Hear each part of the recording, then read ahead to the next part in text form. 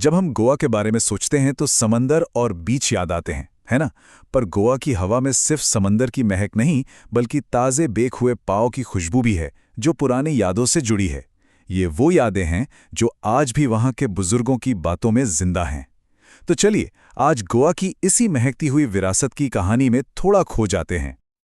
अक्सर ये सुनने में आता है ना कि कैसे पुराने लोग उन दिनों को याद करते हैं जब यहाँ पुर्तगाली थे, और उन यादों में जिक्र जरूर होता है उनके मशहूर पाव का। देखिए, ये सिर्फ एक खाने की चीज नहीं थी, बल्कि ये उस दौर की एक पहचान है जिसने गोवा की संस्कृति पर एक बहुत ही गहरी छाप छोड़ी। और पता है सबसे दिलचस्प बात क्या है? वो पुर्तगाली जो इन पाव के इतने शौकीन थे, वो तो चले गए, लेकिन इन्हें बनाने का हुनर यहीं छोड़ गए। ये हुनर, ये कला आज भी गोवा की गलियों में जिंदा है, एक पीढ़ी से दूसरी पीढ़ी तक पहुंच रही है। सोचिए, आज भी वहां वो सब कुछ मौजूद है। आटा गूंथने वाले, पाव को आकार देने वाले और उन्हें प्यार से सेकने वाले बेकर्स। और हाँ, वो सदियों पुरानी भट्टियां जिनकी आग आज भी गोवा की सुबह को एक अलग ही गर्मजोशी से भर देती है। तो गोवा में इन पारंपरिक बेकर्स को एक बड़ा ही प्यारा और खास नाम दिया गया है, पादेर। और ये पादेर सिर्फ पाव बेचने वाला नहीं था। अरे नहीं, वो तो गांव की जिंदगी की धड़कन हुआ करता था, जिसका हर सुबह बेसब्री से इंतजार होता था। और इस इंतजार की ना एक अपनी ही धुन थी, एक ऐसी आवाज जो गोवा में पले बड़े कई लोगों के बचपन की सबसे मीठी यादों में से एक है। जंग झंग। सुबह की खामोशी को तोड़ती ये आवाज, ये किसी घंटी की आवाज नहीं थी। नहीं, ये आवाज थी पादेर के हाथ में मौजूद बांस की, जिसे वो जमीन पर ठक ठक करते हुए आता था। समझ लीजिए, ये उस जमाने का सबसे बढ़िया अलार्म था, जो बताता था कि दिन की सबसे ताज़ी और खुशबूदार चीज दरवाजे पर आ गई है। जैसा कि राइटर ने बताया है, उनके बांस की वो झनझनाती हुई धमक बच्चों को सीधी नींद से जगा देती थी। और फिर क्या था? फिर तो बस रेस लग जाती थी, सिर्फ पाव खरीदने के लिए नहीं, बल्कि अपने उस दोस्त से मिलने के लिए जो हर सुबह उनके दरवाजे पर ताज़ी खुशियां लेकर आता था। ये ना एक रोज का नियम जैसा था। घर के बड़े बुजुर्ग तो पाव लेते थे, लेकिन बच्चों का गेम ही अलग था। उनकी आंखें तो आकर रुकती थीं ब्रेड बैंगल्स पर, मतलब चूड़ी के आकार की खास ब्रेड, जिसे वो बड़े शौक से खुद चुनते थे। उस जमाने में उनके लिए यह किसी चॉकलेट से कम नहीं था।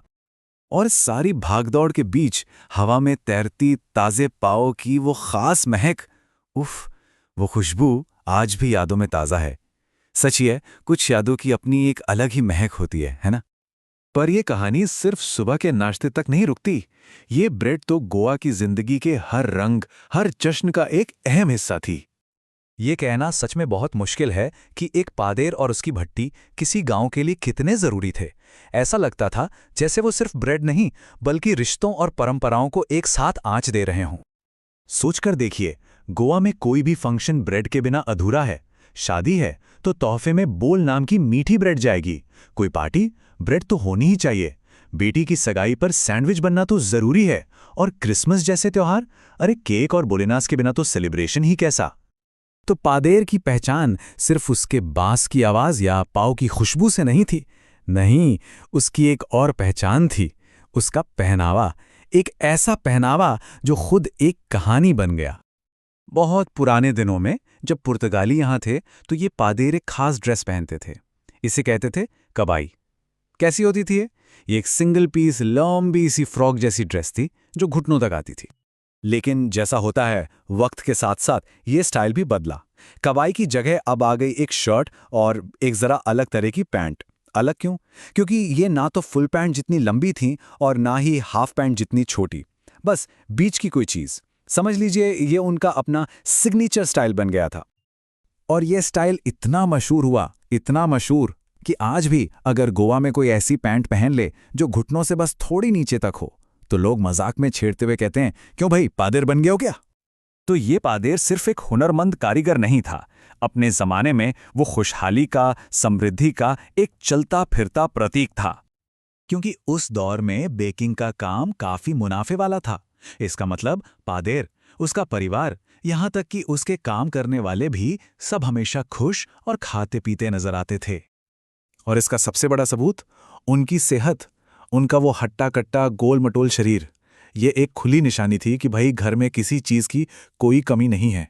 उस जमाने में तो इसे ही खुशहाली की पहचान माना जाता था। और ये इमेज लोगों के दिमाग में ऐसी बैठी है ना कि आज भी अगर कोई कटहल जैसा मतलब थोड़ा हेल्दी सा इंसान दिख जाए तो लोग मजाक में उसे पादेर से कंपेयर कर देते हैं। इससे पता चलता है कि पादेर की विरासत आज भी गोवा की संस्कृति में कितनी जिंदा है। तो गोवा के पादेर की ये कहानी हमें एक बड़ी खूबसूरत बात बताती है कि कैसे कुछ लोग और कुछ रिवाज किसी जगह की रूह बन जाते हैं। तो इसके साथ एक सवाल मन में आता है, ऐसी कौन सी परंपरा या कौन सा ऐसा किरदार है जो हमारे आसपास के समाज का दिल है,